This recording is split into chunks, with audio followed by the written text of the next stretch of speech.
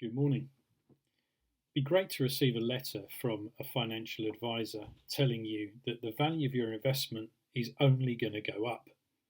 Now, some of you, like me, may have received a letter over the last few weeks giving you an indication of how well your pension's performing or not, and how much that has decreased in its size. Jesus talks to the disciples and to the crowd at large in this subject, in the subject of being concerned about our material and our material possessions. He describes the flowers of the field being more dressed ornately than Solomon, and the birds of the air, though many, though almost ignored by everybody else, as being highly valued by God and their needs met. He carries on and says this: what I'm trying to do here is get you to be relaxed, not to be so preoccupied with getting, so you can respond to God's giving. People who don't know God and the way He works fuss over these things, but you know both God and how He works. Steep yourself in God reality, God initiative, God provisions. You'll find all your everyday human needs and concerns will be met.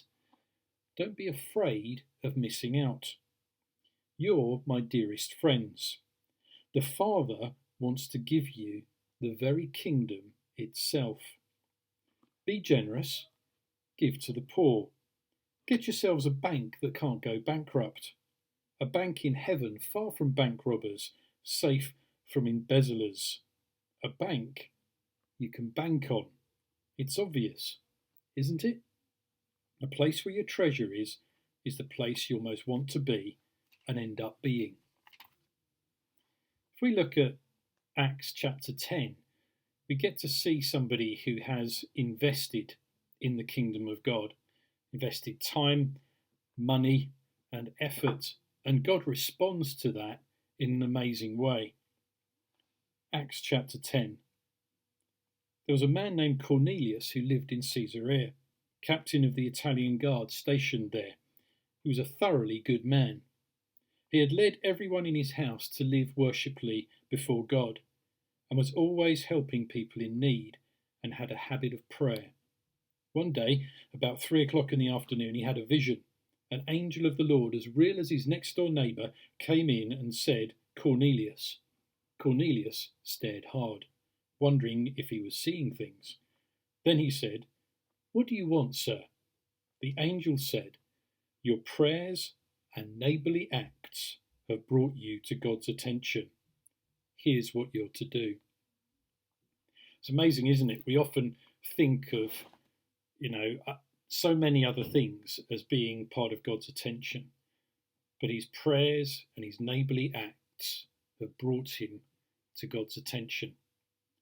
And God's attention on our lives, bringing his provision, his purpose, and his passion, his intimacy, his presence, fill our lives.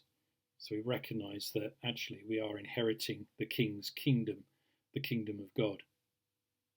The value of Cornelius's investment only went up. How do we value our times in prayer, our times in giving, our times of doing the right thing?